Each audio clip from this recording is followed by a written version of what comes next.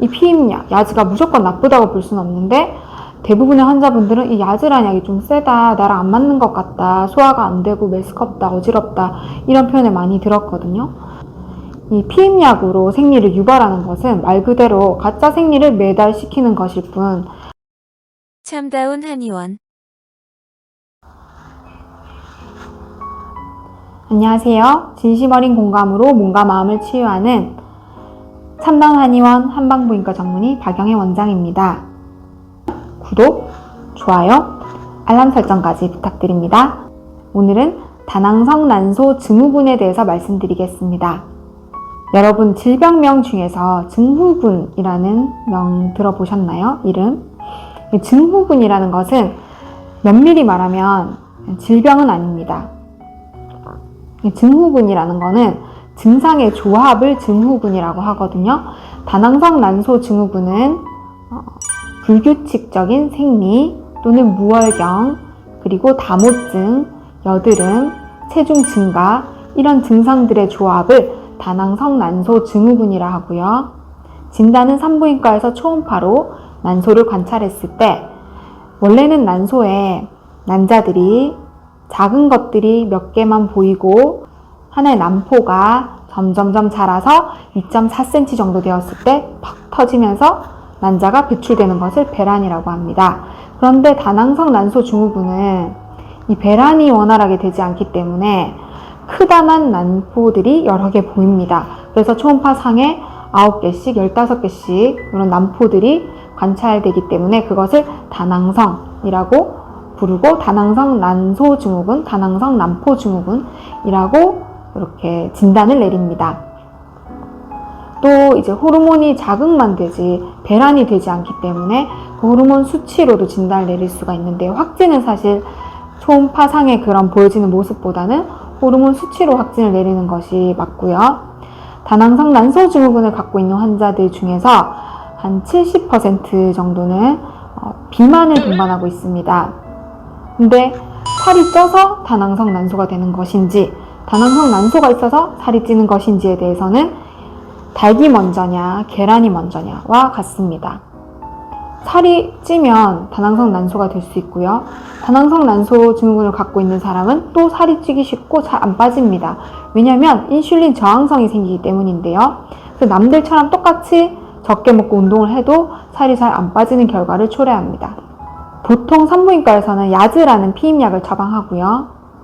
이 피임약 같은 경우는 성분이 호르몬이기 때문에 호르몬을 우리 몸에 들어왔을 때 얼마나 잘 분해하느냐는 사람마다 개인마다 다르죠. 그래서 이 야즈를 먹었을 때 아무렇지 않았다는 환자분도 저는 한 분 정도 봤고요. 야즈를 먹었을 때 보통 증상이 메스꺼워요, 속이 안 좋아요, 이런 증상들 많이 호소하셨고요. 또 야즈를 먹었을 때 잘 맞으면 나 여드름인데 여드름도 좋아졌어요, 이런 분도 계시긴 하셨어요. 그래서 이 피임약, 야즈가 무조건 나쁘다고 볼 수는 없는데 대부분의 환자분들은 이 야즈라는 약이 좀 세다, 나랑 안 맞는 것 같다, 소화가 안 되고 메스껍다, 어지럽다 이런 표현을 많이 들었거든요. 그런데 중요한 것은 제가 그 전 영상에 생리불순 영상에서도 말씀드렸듯이 이 피임약으로 생리를 유발하는 것은 말 그대로 가짜 생리를 매달시키는 것일 뿐 다낭성 난소 증후군을 치료하는 것은 아닙니다. 그럼 한약을 먹으면 다낭성 난소 증후군이 없어지나요? 초음파상에서 뽕뽕 뚫린 그 구멍들이, 난포들이 안 보이나요? 솔직히 그렇진 않아요. 제 경험상 다낭성 난소 증후군은 완치된다든지 없어진다든지 하진 않습니다. 다만 한의학적으로 다낭성 난소 증후군의 치료 목표는 배란입니다.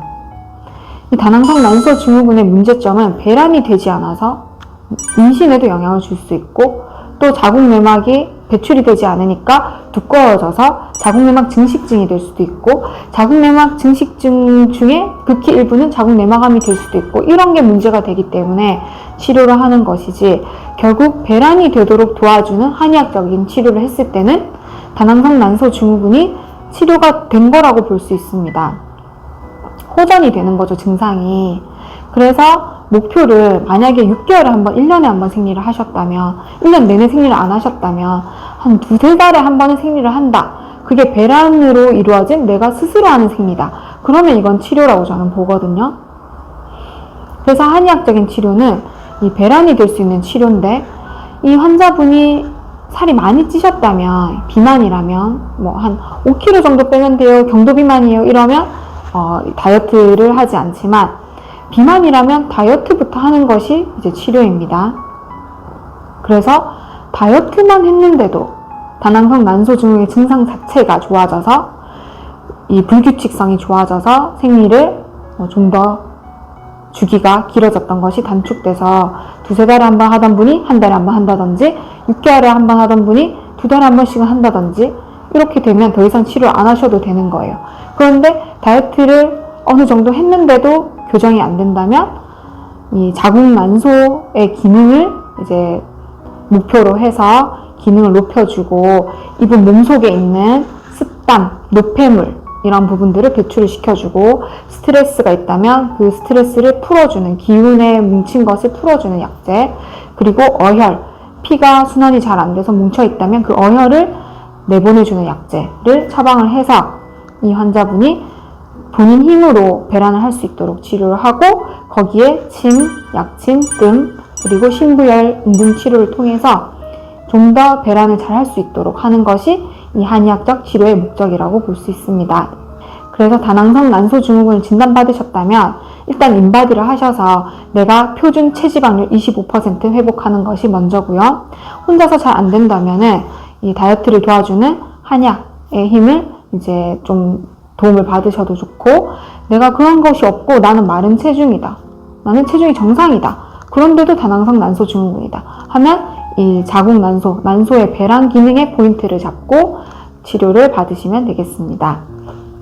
다낭성 난소 증후군에 대해서 다른 궁금한 점이 있으시다면 댓글 달아주시고요. 이 영상이 도움이 되셨다면 구독, 좋아요, 알람 설정까지 부탁드립니다. 감사합니다. 참다운 한의원